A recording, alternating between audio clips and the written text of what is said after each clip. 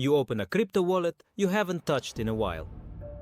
The cartoon that once felt like a lottery ticket is still there. Same pixels, wildly different price. A year ago, this was a conversation starter. Today, it's a reminder. What happened to NFTs? The non-fungible tokens that were supposed to reinvent art, identity, gaming, tickets, everything. How did a boom that touched celebrities, sports leagues, and billion-dollar marketplaces cool off so fast? Tonight we'll cut through memes and denial and tell a clear story. Why NFTs exploded, the structural weaknesses that set them up to fail, how the macro backdrop yanked away the safety net, and what useful pieces might survive. No dunking for clicks, no tech worship either, just the mechanics, the psychology, and the lessons you can use the next time the internet promises a revolution with a mint button. Start with the appeal. The core NFT promise was simple and seductive. Digital ownership you could prove, trade, and take with you. Blockchain gives you a public ledger. A smart contract mints a unique token that points to a piece of media. Anyone can verify you own token number 1234 of this collection. In a world where everything online feels copy-pasted, NFTs said, "This one is mine." That alone is powerful. Layer on 3 more things. Programmable royalties, so creators get paid on resales, communities organized around a shared asset, and price action that printed screenshots fast enough to melt group chats. This cocktail, ownership, community, and gains, was catnip in a pandemic era where we lived online and stimulus money made risk feel painless. But bubbles don't form just because something's interesting. They form when a real idea gets attached to mechanics that amplify it beyond what the utility can bear. With NFTs, several amplifiers turned the volume to 11. Scarcity theater, collections capped at 10,000, created an artificial shortage.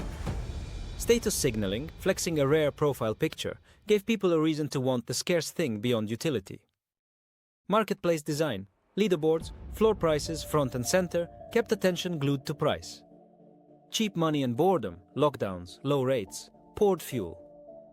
Influencer endorsements, celebrity mints, and brand collabs turned the whole thing into a cultural scavenger hunt. And the user experience, while clunky, offered a thrill.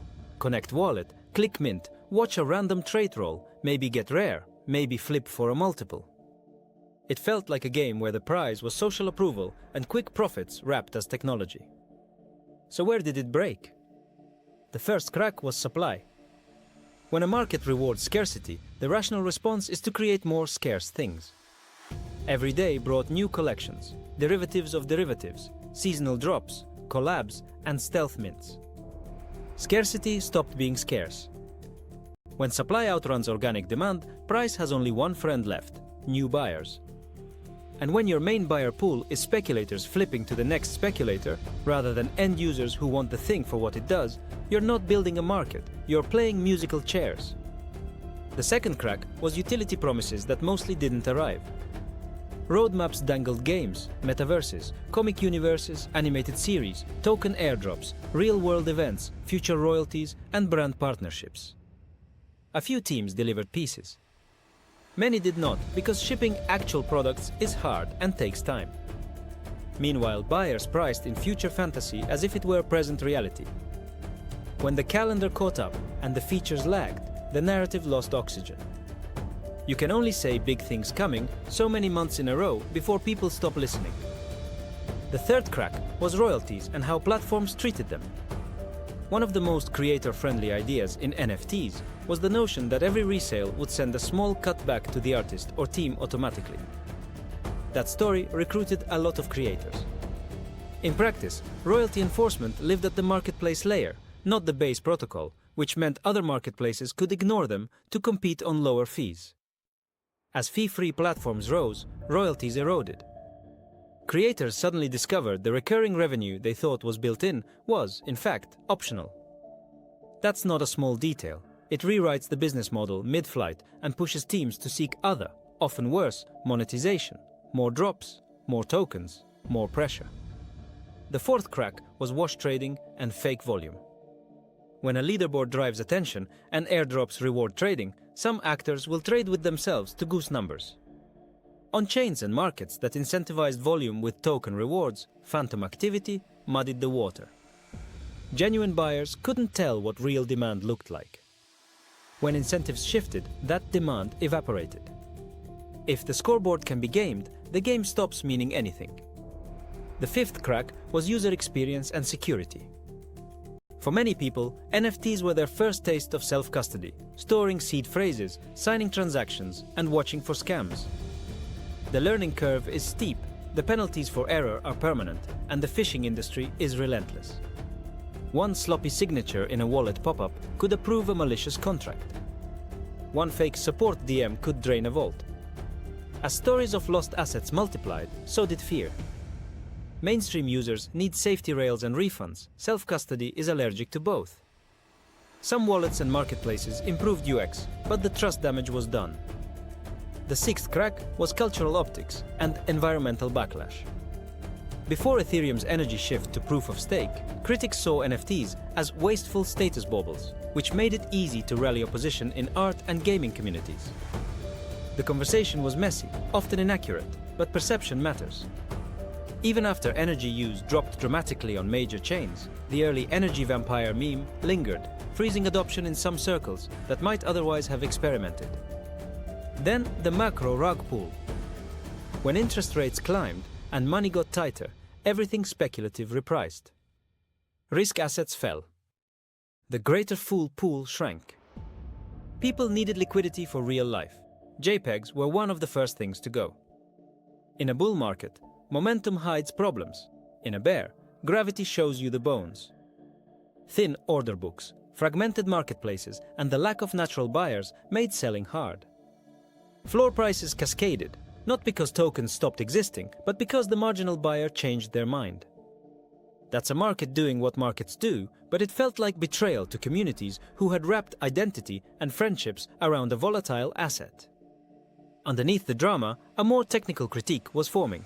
The ownership model wasn't what many buyers thought. In most cases, the token points to media hosted elsewhere, an IPFS hash, a server, a CDN, not the art itself immutably embedded on-chain. The rights you get vary wildly by collection. Some licenses allow commercial use, some don't. Some promise IP rights that clash with trademark reality.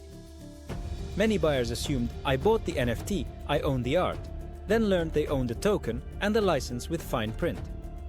That mismatch between story and contract eroded trust. Gaming and metaverse promises struggled too. Play-to-earn economies worked, while new players showed up faster than old ones left. Classic Ponzi math in-game clothes. When growth slowed, reward tokens dumped, and the core loop, grind to cash out, proved less fun than games built around play first. Metaverse land, speculation made sense if everyone moved in. Most didn't. Empty maps with expensive plots are museums of mispriced optimism. Scams and rug pulls deserve their own paragraph. Money follows attention, and grifters follow money. Anonymous teams launched, minted out, and vanished. Derivatives cloned successful collections and redirected buyers to fake sites. Influencer promotions buried disclosures. Celebrity mints felt like exit liquidity. Every scandal frayed the fabric a little more. By the time regulators started asking hard questions about promotions and securities, many retail buyers were already gone. So yes, a lot went wrong. But declaring the entire idea worthless misses nuances worth keeping. The technology did a few things undeniably well. It created global, 24/7 programmable markets for digital collectibles and memberships with instant settlement. It bootstrapped communities fast, some silly, some meaningful. It gave creators direct connections to collectors without relying on galleries or labels. It produced on-chain art movements that aren't about price at all. Generative art, long-form series where the medium is the code. It made big brands experiment with digital merchandise, loyalty, and ticketing in ways that will almost certainly stick, even if we stop calling them NFTs. What survives, realistically? 3 zones look durable. First, digital collectibles tied to fandoms, where the value is emotional, not financial. Sports highlights, concert moments, game cosmetics that carry identity across experiences. If a collectible unlocks content, discounts, or experiences you actually want, it can live without speculation. Second, membership and loyalty. Tokens as keys that grant access, perks and status within communities. Think of them as programmable passes rather than lottery tickets. Third, on-chain art. Artists using the medium for expression with collectors who care about provenance, not flips. None of these require a bull market to be meaningful. They acquire sane pricing, clear rights, and products people use. If you lost money, here's a gentler framework than should have known. Speculative booms feel real while they're happening because the social proof is overwhelming. Forums fill with success stories, marketplace UIs, wrap pricing confetti, and your feed becomes an algorithmic echo chamber of confirmation. The antidote isn't superhuman rationality, it's a few boring guardrails. Separate fund money from core savings and investing. Cap any single speculative bet at a small slice of net worth. Demand products you'd use if they never appreciated. Read the license before you buy the token. Assume royalties are not guaranteed unless enforced at the protocol level. And remember that markets can stay exciting longer than you can stay rational. Set rules in calm times for use in loud times. Could NFTs come back? Parts will. But if they do, they'll look more like plumbing than fireworks. You'll claim a digital pass to a team's fan zone that also gets you into the stadium 2 hours early. You'll buy a limited digital poster that funds a tour and also unlocks a live stream. You'll get a transferable ticket that can be resold transparently with built-in fraud checks. The token part will be invisible. The benefits will be the point. The next cycle, if it comes, will be less about flexing your avatar and more about solving annoying problems in ticketing, loyalty, and identity.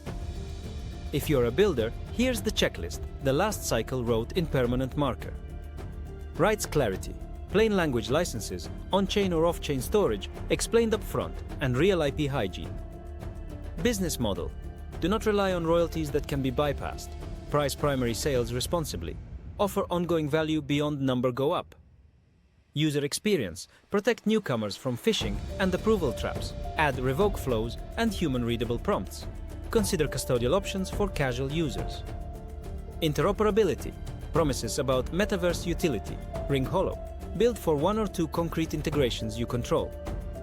Compliance, disclosures, advertising rules and tax considerations are not optional just because it's crypto. Community design, if price is the glue dissolves when price falls. Build activities and value that make the thing worth owning at zero. If you're a buyer who still loves the space, shrink your timeline and your expectations.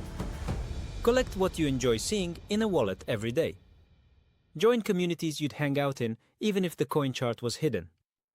Treat 99% of roadmaps as marketing until shipped. And when someone tells you you're early, ask, early to what product? For which user? Solving which problem? Priced how? With what rights? That simple set of questions will save you more than any influencer megathread. Let's end with the bigger lesson that goes beyond NFTs. New technologies arrive wrapped in stories. The story always promises 3 things: a tear-up of old gatekeepers, a fairer deal for creators and users, and wealth for the brave. Sometimes those promises come true in pieces. Often they get rerouted through the same human tendencies, greed, fear, status, that shape the old system. Your job isn't to be cynical, it's to be precise.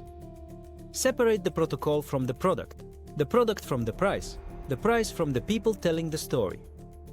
When you do, you can appreciate the innovation without handing your judgment to a hype machine. NFTs didn't fail because digital ownership is a bad idea. They stumbled because the first mainstream wave mixed a compelling concept with fragile incentives, unclear rights, sloppy UX, and a macro climate that no longer subsidized mistakes. When the music stopped, the parts with real use cases kept humming quietly while the rest went still. That's not the end of the internet, it's how markets teach lessons. If you're 30, 40, or 60 and licking wounds from any bubble, not just this one, the path forward is the same.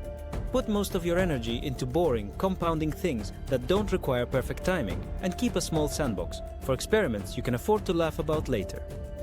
So yes, the timeline where everyone flexes a JPEG at the club might be over.